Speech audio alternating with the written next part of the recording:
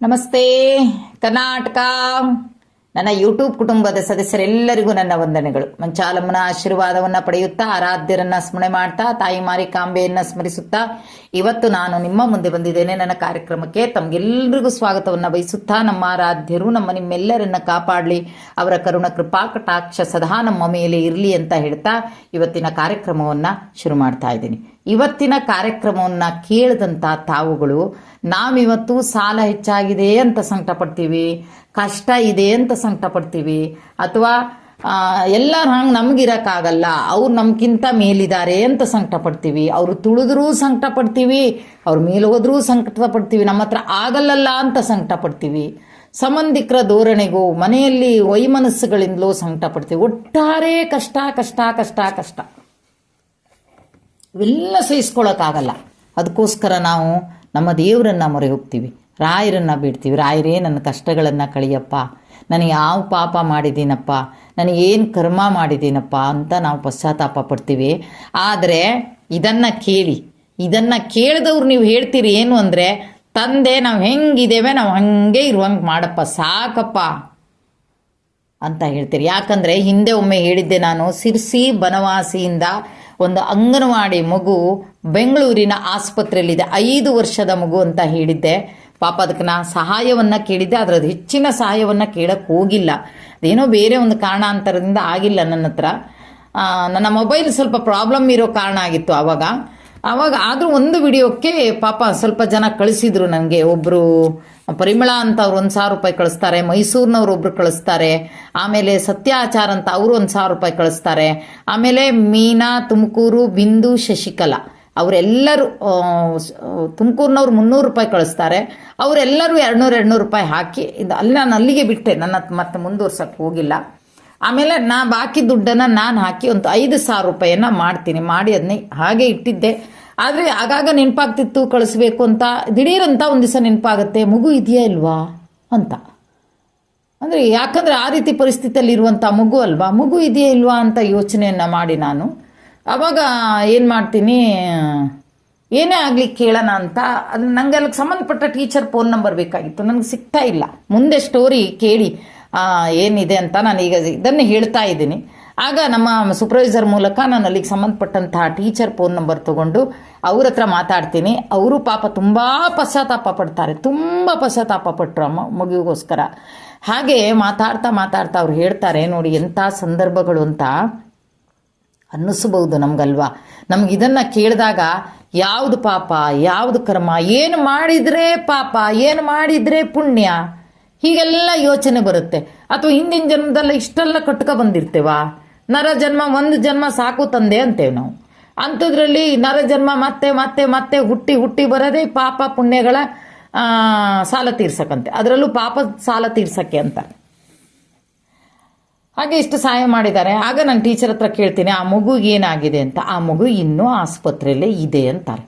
ಅಯ್ಯೋ ದೇವ್ರೆ, ಇನ್ನೂ ಆಸ್ಪತ್ರೆ ಇದೆ. ಬೆಂಗಳೂರಿಂದ ಬಿಟ್ಟು ಈಗ ಮಣಿಪಾಲ ಆಸ್ಪತ್ರೆಯಲ್ಲಿ ತಂದಿಟ್ಟಿದ್ದಾರೆ ಆ ಮಗುವನ್ನು. ಒಮ್ಮೆ ಆ ಮಗು ಹೋಯ್ತು, ಬದುಕಿಲ್ಲ ಅಂತ ಹೇಳೇನೆ ಆ ಮಗುವನ್ನು ಬೆಂಗಳೂರಿಂದ ತರ್ತಾರೆ. ಇಲ್ಲೆಲ್ಲ ಸುದ್ದಿ ಬಿಟ್ಟಿದೆ, ಜನ ಎಲ್ಲ ನಿಂತಿದ್ದಾರೆ. ಇನ್ನೇನು ಸಿರ್ಸಿ ಹತ್ತತ್ರ ಬರುವಾಗ ಮಗು ಮಾತಾಡುತ್ತೆ. ಅಲ್ಲಿ ತನಕನೂ ಅವರೆಲ್ಲರ ಪ್ರಕಾರ ಡಾಕ್ಟ್ರು ಬಿಟ್ಕೊಟ್ಟಿದ್ದಾರೆ, ಆಯಿತು ಮುಗೀತು ಕರ್ಕೊಂಡು ಹೋಗಿ ಅಂತ. ನನಗೆ ನೀರು ಬೇಕು ಅನ್ನತ್ತೆ ಆ ಮಗು, ಆಕ್ಸಿಜನ್ ಹಾಕ್ಕೊಂಡೇ ಬಂದಿದ್ದಾರೆ, ನೀರು ಬೇಕು ಅನ್ನತ್ತೆ. ಆಗ ಹತ್ತಿರದ ಎಲ್ಲ ಆಸ್ಪತ್ರೆಗೆ ಹೋದಾಗ ಒಬ್ಬನೊಂದೊಂದು ಆಸ್ಪತ್ರೆಯಲ್ಲೂ ಒಳಗೆ ತೊಗೊಳ್ಳಲ್ಲ ಅಂತ. ಯಾಕಂದರೆ ನೀವು ಬೆಂಗಳೂರಿಂದಲೇ ಮಗು ಹೋಯ್ತು ಅಂತ ಡಿಸ್ಚಾರ್ಜ್ ಮಾಡ್ಕೊಬಂದಿದ್ರಿ, ನಾಳೆ ಏನಾದರೂ ಹೆಚ್ಚು ಕಡಿಮೆ ಆದರೂ ನೋಡ್ರಿ, ಇಂಥವೆಲ್ಲ ಪಾಪ ಕಟ್ಕೊಳ್ಳೋದು. ಪಾಪ ಕಟ್ಟೋದು ಹೀಗೆ. ಆ ಒಂದು ಕ್ಷಣಕ್ಕಾದರೂ ಆ ಮಗುವನ್ನು ಬಹುಶಃ ತಗೊಂಡು ಅದು ನೀರು ಬೇಕು ಅಂತ ಇದೆ, ಜೊತೆಗೆ ಸತ್ತು ಹೋಗಿದೆ ಮಗು ಅಂತ ತಿಳ್ಕೊಂಡು ಮಗು ಮಾತಾಡ್ತಾ ಇದೆ. ಎಷ್ಟೇ ಖರ್ಚು ಅಥವಾ ಎಲ್ಲಿ ಸೇರ್ತಾರೋ ಯಾವ ಕಾಯಿಲೆ ಅದು ಬೇರೆದು, ಸತ್ತು ಹೋಯ್ತು ಅಂತ ಮಗು ಬದುಕೆ ಮಾತಾಡ್ತಾ ಇದೆ ಅಂತ ಅಂದಾಗ ಪಾಪ ಯಾವುದೋ ಒಂದು ಹತ್ತಿರದ ಆಸ್ಪತ್ರೆಗಳಿಗೆ ಕರ್ಕೊಂಡು ಹೋಗ್ತಾರೆ, 7-8 ಆಸ್ಪತ್ರೆಗಳಿಗೆ. ಆದರೆ ಯಾರೂ ತಗೊಳ್ಳಲ್ಲ. ಮತ್ತೆ ಪುನಃ ಎಲ್ಲಿ ಹೋಗ್ತಾರೆ, ಭಟ್ಕಳಕ್ಕೆ ಹೋಗ್ತಾರೆ. ಭಟ್ಕಳದಲ್ಲಿ ಸರ್ಕಾರಿ ಆಸ್ಪತ್ರೆಯಲ್ಲಿ ಅಡ್ಮಿಟ್ ಮಾಡಿಕೊಂಡು ಆ ಮಗುವಿನ ಆ ಡಾಕ್ಟ್ರ್ ಸಲಹೆ ಮೇರೆಗೆ ಮತ್ತೆ ಮಣಿಪಾಲಕ್ಕೆ ಹೋಗ್ತಾರೆ. ಆದರೆ ನನಗೆ ಆಶ್ಚರ್ಯ ಆಗಿರೋದೇನು ಅಂದರೆ, ನನಗೆ ಟೀಚರ್ ಹೇಳಿರುವಂಥ ವಿಷಯ, ಮಕ್ಕಳು ಏನು ಅಪೌಷ್ಟಿಕತೆಯಿಂದ ಇದಾಗ್ತಾ ಇರುವಂಥ ಮಕ್ಕಳಲ್ಲ. ಮಕ್ಕಳು ಮುದ್ದಾಗಿ ಚೆನ್ನಾಗಿದ್ದಾರೆ, ತೂಕದಲ್ಲಿ ಚೆನ್ನಾಗಿದೆ, ಆಹಾರ ತಿನ್ನೋದ್ರಲ್ಲಿ ಚೆನ್ನಾಗಿ ತಿಂತಾರೆ, ಯಾವ ಪ್ರಾಬ್ಲಮ್ ಇಲ್ಲದೆ ಇರುವಂಥ ಮಕ್ಕಳು, ಅಷ್ಟು ಮುದ್ದಾದಂಥ ಮಗು ಅದು ಹಾಗಾಯಿತು. ಆದರೆ ಇನ್ನೊಂದು ಆಘಾತಕಾರಿ ಅಂತಂಥ ವಿಷಯ ಅಂದರೆ ಅದು 5 ವರ್ಷದ್ದಾದರೆ 4 ವರ್ಷದ ತಂಗಿ ಮತ್ತು ಅದೇ ಕಾಯಿಲೆಗೆ ತುತ್ತಾಗಿದ್ದಾಳೆ. ಆ ಮಗು ಸಹಿತ ಈಗ ಆಸ್ಪತ್ರೆಯಲ್ಲಿದ್ದಾರೆ. ಬಡಮಂತನ ಕೂಲಿ ಮಾಡ್ಕೊಂಡು ತಿಂತರುವಂಥ ತಂದೆ ತಾಯಿ. ಈಗ ಹೇಳಿ, ಈ ಪಾಪ ಯಾವುದು? ಯಾವ ಕರ್ಮ ಇದು? ಈಗ ಅನ್ಸಲ್ವಾ ನಮಗೆ? ನಾವು ಇದ್ದವ್ರ ದೇವ್ರೆ ಹೀಗೆ ಇರಲಿಯಪ್ಪ ಸಾಕಪ್ಪ ಅಂತ ಅನ್ಸಲ್ವಾ? ಖಂಡಿತ ಅನಿಸುತ್ತೆ ಅಲ್ವಾ? ಆದರೆ ಡಾಕ್ಟ್ರ್ ಹತ್ರ ಕೇಳಿದರೆ ಏನೋ ಒಂದು ನೀರಿನಲ್ಲಿ ಏನೋ ಒಂದು ಮಿಕ್ಸ್ ಆಗಿದೆ ಇಬ್ಬರಿಗೂ ಅಂತಾರೆ. ಆದರೆ ಅದೇ ನೀರನ್ನು ಕುಡಿಯೋರು ತಂದೆ ತಾಯಿ ಅದೇ ನೀರನ್ನು ಕುಡಿತಾರೆ. ಇನ್ನೂ ಮತ್ತೊಂದು ಕುಟುಂಬ ಇದೆ, ಅವರು ಅದೇ ನೀರನ್ನು ಕುಡಿತಾರೆ. ಜೊತೆಗೆ ಈ ಮಕ್ಕಳು ಕುಡಿದಿದ್ದಾರೆ, ಆ ಮಕ್ಕಳು ಕುಡಿದಿದ್ದಾರೆ. ಆ ಮಕ್ಕಳಾದರೂ ತೂಕದಲ್ಲಿ ಕಡಿಮೆ ಇದ್ದಾರೆ, ಇದು 2 ಮಕ್ಕಳು ತೂಕದಲ್ಲಿ ಕಡಿಮೆ ಇಲ್ಲ. ಅಷ್ಟೇ ಆ್ಯಕ್ಟಿವ್ ಇರುವಂತಹ ಮಕ್ಕಳು. ಅಂಗನವಾಡಿ ಟೀಚರ್ ಫೋನ್ ಮಾಡಿದರೆ ನಾನು ಟೀಚರ್ ಹತ್ರ ಮಾತಾಡ್ತೀನಿ ಅಂತ ಹೇಳುವಂಥ ಹುಡುಗ 2 ಮಕ್ಕಳು ಇವತ್ತು ಆಸ್ಪತ್ರೆಯಲ್ಲಿದ್ದಾರೆ. ಆ ತಂದೆ ತಾಯಿಯ ಪರಿಸ್ಥಿತಿ ಹೇಗಾಗಿರಬೇಡ. ಯಾವುದು ಕರ್ಮ, ಯಾವುದು ಪಾಪ? ಯಾವುದು ಮಾಡ್ರೆ ನಮಗೆ ಪುಣ್ಯ ಸಿಗುತ್ತೆ, ಯಾವ್ದು ಮಾಡ್ರೆ ಪಾಪ ಕಟ್ಕೊಬರ್ತೀವಿ? ಒಳ್ಳೆ ತಂದೆ ತಾಯಿ ಅಂತಾರೆ. ತಂದೆ ತಾಯಿನೂ ಹಾಗೆ ತುಂಬ ಒಳ್ಳೆಯವರು. ಹಾಗಾದರೆ ಯಾವ ಜನ್ಮದ್ದು? ಅದು ಎಷ್ಟು ಜನ್ಮದ ಪಾಪ ಕಟ್ಕೊಬರ್ಬೇಕು ನಾವು? ಗೊತ್ತಿಲ್ಲ ಅಲ್ವಾ? ಆ ಮಕ್ಕಳನ್ನ ನಾನು ಫೋಟೋ ಹಾಕ್ತೀನಿ ನೋಡಿ, ಜೊತೆಗೆ 5,000 ರೂಪಾಯಿ ಹಣನ ಇವತ್ತು ಅಥವಾ ನಾಳೆ ಪೇ ಮಾಡ್ತೀನಿ ನಾನು ಅವರಿಗೆ. ಅವ್ರ ತಂದೆಯವ್ರ ಫೋನ್ ನಂಬರ್ ಹಾಕಿದ್ದಾರೆ ಅವರು. ಅದು ತಂದೆಯವ್ರ ಹತ್ರ ಮಾತಾಡಿ ಫೋನ್ಪೇ ಇದೆಯಾ ಗೂಗಲ್ ಪೇ ಇದೆಯಾ ಅಂತ ತಿಳ್ಕೊಂಡು ಅದನ್ನ ಹಾಕ್ತೀನಿ. ಜೊತೆಗೆ ಇನ್ನೊಂದು ಮನಸ್ಸಿಗೆ ಆಗಾಗ ಅನಿಸ್ತಿತ್ತು ಅನ್ನೋದು, ಇನ್ನೂ ದುಡ್ಡು ಹಾಕಿಲ್ಲ. ಯಾಕಂದರೆ ನಾನು ಒಮ್ಮೆ ಆ ಮಗುಗೆ ಏನಾದರೂ ಹೆಚ್ಚು ಕಡಿಮೆ ಆಗಿತ್ತಂದ್ರೂ ನಾನು ಹಣನ ಇಟ್ಕೋತಿರ್ಲಿಲ್ಲ. ಯಾಕಂದರೆ ಅದು ಇಟ್ಕೊಂಡು ಬೇರೆ ಯಾರಿಗೂ ಕೊಟ್ಟರೆ ಪ್ರಯೋಜನವೂ ಇಲ್ಲ, ಅದು ಮನಸ್ಸಿಗೆ ಶಾಂತಿನೂ ಆಗ್ತಿರ್ಲಿಲ್ಲ. ಅವ್ರ ತಾಯಿಗಾರು ಮುಡಿಸೋದಂತ ಹೇಳಿದ್ರೊಳಗೆ ಈಗ ಒಂದು ಹೋಗಿ ಎರಡು ಅಡ್ಮಿಟ್ ಆಗಿದ್ದಾರೆ ಅಂದಾಗ ಆವಾಗ ಕೂತ್ಕೊಂಡಲ್ಲೇ ಯೋಚನೆ ಆಗಿರೋದು ನನಗೆ, ಯಾವ ಪಾಪ ಯಾವ ಕರ್ಮ? ಅಯ್ಯೋ ದುಡ್ಡು ದುಗ್ಗಾಣಿ, ನಾನು ಹಂಗಿರಬೇಕು ನೀನು ಹಿಂಗಿರಬೇಕು, ಏನಿಲ್ಲ, ಪೊಳ್ಳು. ಮಾನವ ಜನ್ಮ ಅಷ್ಟು ಪೊಳ್ಳೆ, ಏನಿಲ್ಲ. ಏನೋ ಒಂದದೆ ಪುಣ್ಯದ ಫಲ ಹೊತ್ಕೊಂಡು ಅದು ಹೇಳ್ತಾರಲ್ಲ, ಹಿಂದಿನ ಜನ್ಮದ ಪಾಪ ಹಿಂದಿನ ಜನ್ಮದ ಕರ್ಮ ಅಂತಾರಲ್ವಾ. ಇನ್ನು ಯಾರೋ ಚೆನ್ನಾಗಿರ್ತಾರೆ, ಯಾರೋ ನೋವಲ್ಲಿರ್ತಾರೆ, ಇಷ್ಟೇ ಇದರಲ್ಲಿ ಏನಿಲ್ಲ. ಹಾಗಂತೇಳಿ ನೋವಲ್ಲಿದ್ದವ್ರು ನೋವಲ್ಲೇ ಇರಲ್ಲ. ಅವರಿಗೂ ಒಂದು ವೇಳೆ ಸುಖ ಸಿಗುತ್ತೆ, ಕಷ್ಟ ಇದ್ದವರಿಗೆ ಸುಖ ಸಿಗುತ್ತೆ, ಸುಖ ಇದ್ದವರಿಗೆ ಕಷ್ಟನೂ ಸಿಗುತ್ತೆ. ಎಲ್ಲ ಒಂದೇ ರೀತಿ ಇರ್ತೇವೆ ಅಂತ ಹೇಳೋಕ್ಕಾಗಲ್ಲ. ಆದರೆ ನಾನು ಯಾಕೆ ಇದನ್ನು ನಿಮಗೆ ಹೇಳಿದೆ ಅಂದರೆ, ನೋಡಿ ದೇವರು ಯಾವ್ಯಾವ ರೀತಿ ಇದನ್ನೆಲ್ಲ ಸಮಸ್ಯೆಗಳನ್ನೆಲ್ಲ ಕೊಡ್ತಾನೆ ಅಂತ. ಅದಕ್ಕೆ ಕೇಳೋದಷ್ಟೇ. ಹಣ ಇಷ್ಟು ಜನ ಮಾಡಿದ್ದೀರಿ, ಮಾಡೋರಿದ್ದರೆ ಮಾಡಿ, ನಾನು ಬೇಡ ಅಂತ ಹೇಳಲ್ಲ. ಆದರೆ ಕೊನೆಗೆ ಈ ಮಕ್ಕಳ ನಿಮ್ಮ ಮೊಬೈಲಲ್ಲಿ ಬರುತ್ತೆ. ನನ್ನ ಕಾರ್ಯಕ್ರಮವನ್ನು ಎಷ್ಟು ಜನ ನೋಡ್ತಾರೆ ಅಷ್ಟು ಜನರ ಮೊಬೈಲಲ್ಲಿ ಬರುತ್ತೆ. ನಾನು ಈಗಾಗಲೇ ನನ್ನ ರಾಯರಿಗೆ ತೋರಿಸಿದ್ದೀನಿ ಅದನ್ನು. ರಾಯರೇ, ಯಾವ ಕರ್ಮದಿಂದ ಈ ಮಕ್ಕಳಿಗೆ ಹಿಂಗೆ ಆಗ್ತಾಯಿದೆ, ಹುಷಾರು ಮಾಡಿಕೊಡೋಕ್ಕಾಗಲ್ವಾ ತಂದೆ ನಿಮ್ಮ ಹತ್ರ ಅಂತ.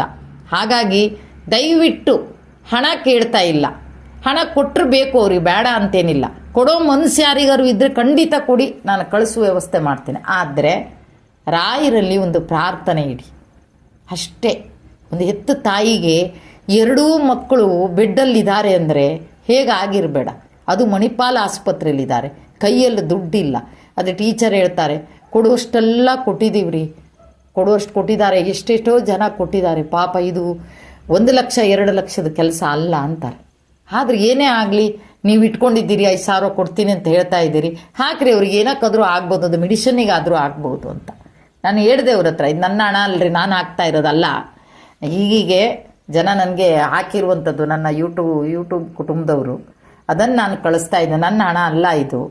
ನನ್ನ ಹಣ ಆಗಿದ್ರೂ ಬಹುಶಃ ಬೇಡ, ಏನಾಯ್ತೇನೋ ಅಂತ ಸುಮ್ಮನಿರ್ಬೋದಿತ್ತೇನೋ. ಆದರೆ ಇದು ಬೇರೆಯವರು ಕೊಟ್ಟಿರೋದು, ಆ ಮಗುವಿನ ಆರೈಕೆಗೋಸ್ಕರ ಕೊಟ್ಟಿರೋದು, ಅದು ನಾವು ಯೂಸ್ ಮಾಡ್ಕೋಬಾರ್ದಲ್ವಾ ಅಂದೆ. ಭಾಳ ಖುಷಿಪಟ್ಟರು ಅವರು. ನೋಡಿ, ಈಗಿನ ಕಾಲದಲ್ಲಿ ಹಣ ಎತ್ಕೊಂಡು ತಾವು ಇಟ್ಕೊಳ್ಳೋರು ಎಷ್ಟೋ ಜನ. ಅಂಥದ್ರಲ್ಲಿ ನೀವು ಹಣ ಎತ್ತಿ 2 ತಿಂಗಳಾಯಿತು, ಈಗ ನೆನ್ಪು ಮಾಡ್ತಾ ಇದ್ದೀರಿ, ನಾನು ಕೊಡಲೇಬೇಕು ಅಂತ ಹೇಳ್ತಾ ಇದ್ದೀರಿ. ಮೇಡಮ್, ನಾನು ಆದಷ್ಟು ಬೇಗ ಅವ್ರ ತಂದೆಯವ್ರ ಫೋನ್ ನಂಬರನ್ನು ಕೊಡ್ತೀನಿ ಅಂತ. ಕೊನೆಗೆ ರಾಯರ ಹತ್ರ ಒಂದು ಪ್ರಾರ್ಥನೆ ಮಾಡಿ ಆ ಫೋಟೋನ ರಾಯರಿಗೆ ತೋರಿಸಿ, ಅಣ್ಣ ತಂಗಿ ಫೋಟೋನ ನೋಡಿ ಎಷ್ಟು ಚೆನ್ನಾಗಿದ್ದಾರೆ ಮಕ್ಕಳು, ರಾಯರಿಗೆ ತೋರಿಸಿ ಒಂದು ಪ್ರಾರ್ಥನೆ ಸಲ್ಲಿಸಿ. ರಾಯರೇ, ಆರಾಮ್ ಮಾಡ್ಕೊಡೋಕ್ಕಾಗಲ್ವಾ ನಿಮ್ಮ ಹತ್ರ? ನಮ್ದು ಆಯ್ರು ಮನಸ್ಸು ಮಾಡ್ರಿ ಇಷ್ಟೊತ್ತಿನ ಕೆಲಸ ಅಲ್ಲ. ಆದರೆ ಏನೂ ಗೊತ್ತಿಲ್ಲ, ಏನೂ ಹೇಳೋಕ್ಕಾಗಲ್ಲ, ಮನಸ್ಸಿಗೆಲ್ಲ ನೋವಾಗುತ್ತೆ. ಅದಕ್ಕೋಸ್ಕರ ನಿಮ್ಮ ಮುಂದೆ ಬಂದೆ ನಾನು. ಕಷ್ಟ, ಸಾಲ, ಬದುಕೋಕ್ಕಾಗಲ್ಲ, ಸಾಯಬೇಕು ಅನಿಸುತ್ತೆ, ಬದುಕೋಕ್ಕಾಗಲ್ಲ. ಆದರೆ ಮಕ್ಕಳು ಚೆನ್ನಾಗಿದ್ದಾರೆ. ಈ ವಿಡಿಯೋ ನೋಡಿದಾಗ ನಿಮಗನ್ಸುತ್ತೆ, ನನ್ನ ಮಕ್ಕಳು ಚೆನ್ನಾಗಿದ್ದಾರೆ, ಆರಾಮಾಗಿದ್ದಾರಪ್ಪ, ಹಿಂಗೆ ಇಟ್ಟುಬಿಡಪ್ಪ ತಂದೆ, ನಮ್ಮನ್ನು ಹಿಂಗೆ ಇಟ್ಟುಬಿಡಪ್ಪ, ಹಂಗಾಗಬೇಕು ಹಿಂಗಾಗಬೇಕು ಆ ಕನಸೆಲ್ಲ ಬೇಡಪ್ಪ ತಂದೆ, ಮಕ್ಕಳನ್ನ ಚೆನ್ನಾಗಿಟ್ಟಿರಪ್ಪ ಅಂತ ಹೇಳ್ಕೊತೀವಲ್ವ. ಹಾಗಾಗಿ ಆ 2 ಮಕ್ಕಳಿಗೋಸ್ಕರ ದಯವಿಟ್ಟು ರಾಯರಲ್ಲಿ ಒಂದೊಂದು ಪ್ರಾರ್ಥನೆಯನ್ನು ಸಲ್ಲಿಸಿ. ವಾರ ಒಪ್ಪತ್ತು ನೋಡಬೇಡಿ, ಈ ವಾರ ವಾರ ನೋಡಬೇಡಿ, ಬೇಡ, ಯಾವ ವಾರ ಅಂತ ನೋಡೋದು ಬೇಡ. ಯಾವ ವಾರನೇ ಆಗಲಿ, ನಾವು ರಾಯರು ಯಾವಾಗಲೂ ನಮ್ಮ ನಾಲ್ಗೆ ಮೇಲೆ ಇರ್ತಾರೆ, ನಮ್ಮ ನಾಲ್ಗೆಯಲ್ಲಿ ನುಡಿತೇವೆ ರಾಯರನ್ನು, ಯಾವಾಗಲೂ ರಾಯರನ್ನು ಬೇಡ್ತೀವಿ. ಅಂದಮೇಲೆ ಯಾವ ವಾರ ಆದರೂ ರಾಯರಲ್ಲಿ ಕೇಳ್ಬೋದು. ದಯವಿಟ್ಟು ತಾವೆಲ್ಲ ಪ್ರಾರ್ಥನೆ ಮಾಡಿ. ನನಗೆ ಪ್ರಾರ್ಥನೆ ಮಾಡಿದವರು ಪ್ರತಿಯೊಬ್ಬರು ಕಮೆಂಟ್ ಹಾಕಿ ಪ್ಲೀಸ್ ಅಂತ ಹೇಳ್ತಾ ಇವತ್ತಿನ ಈ ಕಾರ್ಯಕ್ರಮವನ್ನು ಇಲ್ಲಿಗೆ ಮುಗಿಸ್ತಾ ಇದ್ದೀನಿ. ಜೈ ಹಿಂದ್, ಜೈ ಕರ್ನಾಟಕ ಮಾತೆ. ಸರ್ವೇ ಜನ ಸುಖಿನೋ ಭವಂತು.